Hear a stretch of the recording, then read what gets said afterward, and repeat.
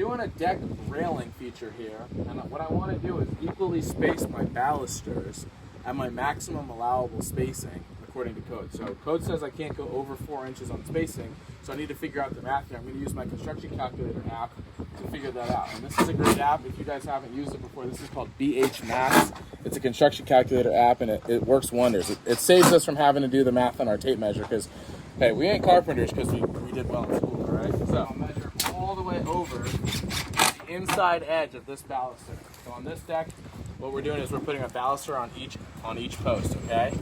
So I've got about 67 1/4 inches, all right? Now what I'm gonna do is I'm gonna take 67 1/4 inches on my calculator.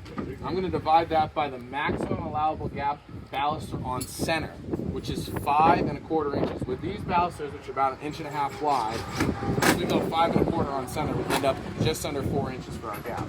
So I'm gonna divide it by 5 1/4, okay? 5 1 1/4. 67 1/4 divided by 5 1/4 equals 12.81 balusters. Obviously, I can't do a 0.81 of a baluster, so I'm going to just round it to 13 balusters.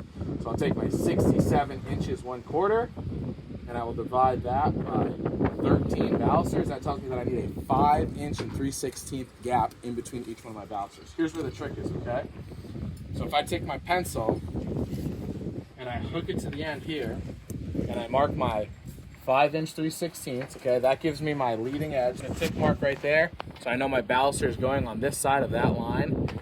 And so now I have a allowable gap, and then I take my construction calculator and I add another 5 inch 3/16 equals, that brings me 10 3/8, all right? But this is where the real trick is, okay?